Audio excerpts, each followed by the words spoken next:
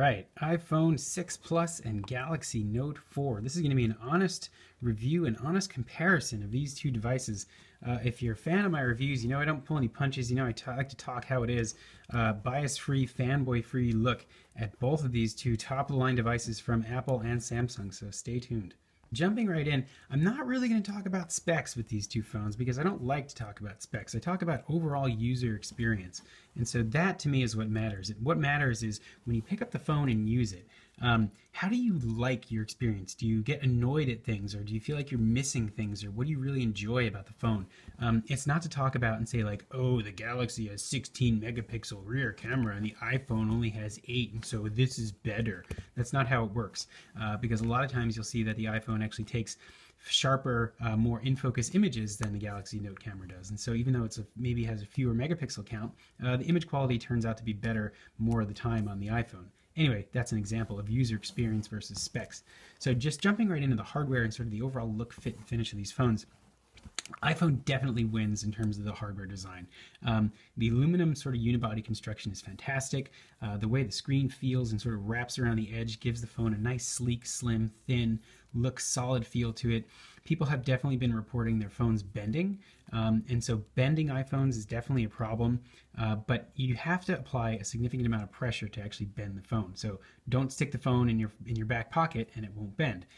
Similarly, don't drop the phone on the screen and the screen won't break. A lot of people have been saying phones shouldn't bend. Well, don't sit on your phone and it won't bend.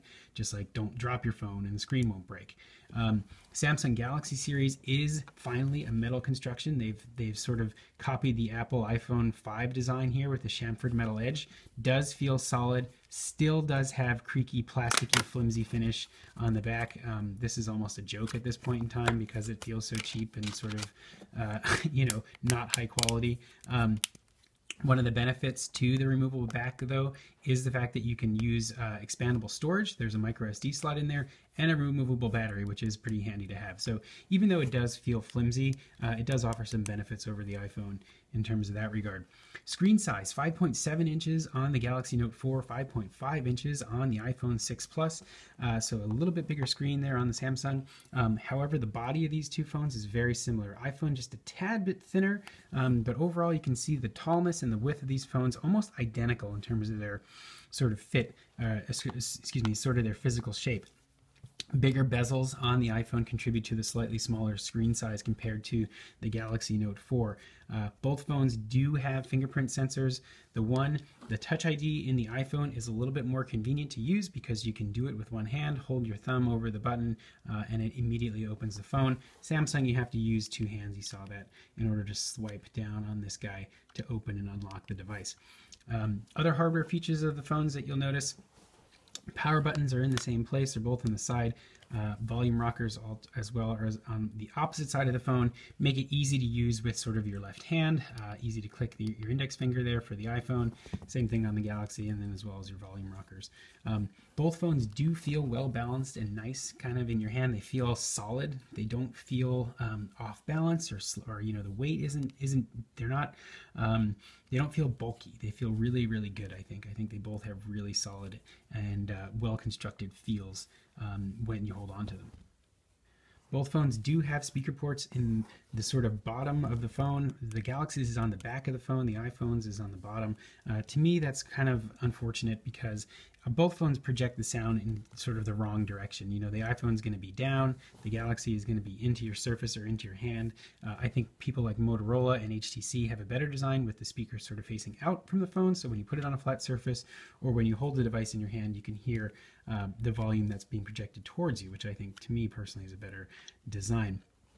Both phones have front-facing cameras. Both phones have rear-facing, optically image-stabilized lenses, which is really nice. The iPhone 6 does not have that, only the 6 Plus.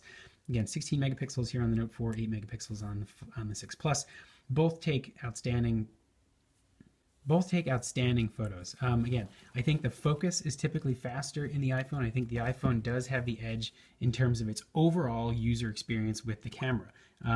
They are both stunning image quality. If you did a side-by-side test of both of these guys, you'd see that the images are fantastic on both of them. But the sort of usability of the iPhone camera trumps probably every other camera on the market right now. And so if you're heavily into photography, you're going to appreciate the images that come out of the 6 Plus more so than you would on the Galaxy Note 4. Talking now about kind of the software and sort of what to expect on both of these guys. Well, the iPhone is an iPhone is an iPhone is an iPhone. And if you're familiar with iPhone and if you've used iPhone in the past, you'll notice that the 6 Plus doesn't really change anything about that. It's a blown up iPhone 6, which is a blown up iPhone 5S. And so Apple is very consistent with what they offer in terms of their software. This is iOS 8. It does have all the new features of iOS 8. This is not a review of iOS 8, so you'll have to figure out what those are. But it doesn't offer anything more over the iPhone 6. It's basically a bigger iPhone 6. The Note, on the other hand, offers a great stylus, and the stylus is probably the best feature of the software of the Note series. It allows you to do things with this Air Command window. You can, crop out sections of the screen. You can take full screenshots and then write on them. You can write in different, parts of the device in terms of like taking notes, etc. There's software tweaks that will allow you to sort of recognize what you're writing and then, either go to a website or send an email or call the number. And the S Pen functionality on this device is fantastic. I mean, it is incredibly accurate and it feels exactly like using a pen. I mean, it's wonderful to be able to use this. The sort of the feedback that you get from this phone in terms of its resistance on the screen and how accurate the actual device recognizes your hand and just how it feels. I mean, it feels like writing on paper. It's fantastic. I'm so impressed with how great this is and how easy it is to write on the screen, and how really sort of nice it feels. It feels like you're actually writing on something. And if you decide not to use the stylus, you can just tuck it away. It's not an inconvenience at all. It doesn't add a significant amount of weight. It doesn't add any sort of cumbersome nature to the device. You don't have to use the stylus if you don't want to use the stylus, and that's a great feature. The iPhone, on the other hand, is just big. And while yes, it does offer some sort of, you can do reachability mode by doing double tapping on the home screen will turn on reachability mode, and you can see that it'll just like kind of bring it down here a little bit and then bring it back up, or you can rotate landscape and have it, portrait, landscape, and have it change the icon layout. And so the iPhone does offer some sort of different software tweaks for the bigger size phone, but it's not as sort of creative and as useful as what Samsung offers in the Note series. Screen-wise, both these phones are fantastic. They both have super sharp, super resolution, Retina screen on the 6 Plus and a ridiculous like 516 ppi on the Note 4 series. They both are big, bright, beautiful displays. Personally, I like the sort of LCD colors on the iPhone more so than the AMOLED screen on the Note series. But both of these phones, when you pick them up, are just incredible to look at. The screens just jump out at you. I mean, they are by far the best features of both of these devices are sort of the color, the clarity, the pop of these screens. Again, Samsung has a 0.2-inch screen size difference than the iPhone 6 Plus. You can see just a little bit there if we line up the screens. It makes it a little bit bigger. And so if you want the maximum amount of screen in the same size device, obviously the Note 4 is going to be the way to go. And jumping into sort of the software, look and feel, iPhone is nice because it doesn't have any bloatware. It's your standard Apple sort of iOS build. Samsung has a lot of S bloat in this phone, and it's ridiculous. There's, S Health, S Voice, S Pen, S Remote, S whatever. And for me, that's an annoyance. I really don't need S Voice when I have Google Now. I mean, that would be like having Siri and then Miri on this phone, and you're like, why do I have two things that offer the same exact service? So it's annoying that Samsung has to include all their ridiculous S bloat crapware on their phones. It'd be nice to just have stock Android on this device or something that's similar to it. And in that same regard, TouchWiz, has all the blips and bloops and, silliness that TouchWiz is famous for, and, the kind of just overall in your face Samsung-y crap, and I don't really like that. iOS is much more clean. It's much more out of the way. It much more focuses on sort of apps and the quality of the apps over sort of the blips and bloops and what features the OS can offer. And so Apple has the edge there, I think, in terms of their sort of software suite. Battery life, great on these two phones. Both are easily offering over a day's worth of use, probably closer to 2 days on both of these guys with average use. They both tend to run fast. The Galaxy doesn't have any lag, which is typical of Android and especially Samsung phones. I haven't noticed any lag here on this phone. Really, really great. Same thing with the iPhone. iPhone runs smooth, lag-free as usual. App selection on these two phones, fantastic. The scaling up on the iPhone 6 Plus to me isn't a problem. Stuff does tend to look a little bit, more pixelated when it's not made for the larger screen, which is kind of an annoyance.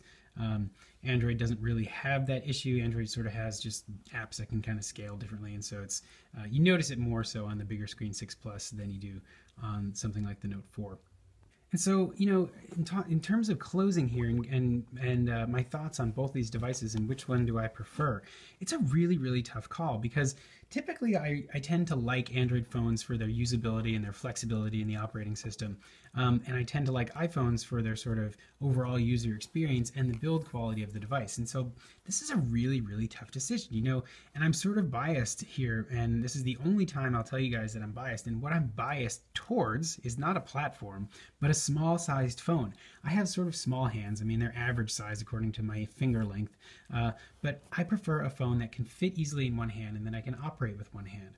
And so for me, it's hard to decide which of these phones is better because I have that sort of small phone bias. But if I can be as objective as I can be and talk to you guys sort of what I would use on an everyday sort of basis, I would absolutely pick the Note 4 over the 6 Plus. And I'll tell you why. The Galaxy Note offers one thing that the iPhone doesn't offer, and it's the stylus. And as gimmicky and as silly as you might think that is, and as, Apple is famous for Steve Jobs saying, well, if you built a stylus, you've done it wrong. Well, that's just not the case in this phone. The stylus, first of all, tucks away and is completely, completely sort of hidden and unusable if you don't want it to be. You don't have to use this. It only offers an increase in usability. And that increase in usability is fantastic. Take a screenshot, write on the screenshot a map and write directions on it, or, pinpoint a location or color in certain aspects of a, something. The functionality is limitless on this thing, and the great part about it is you can choose to use it or choose not to use it. And so to me, that's the biggest benefit of the Note 4 over something like the 6 Plus.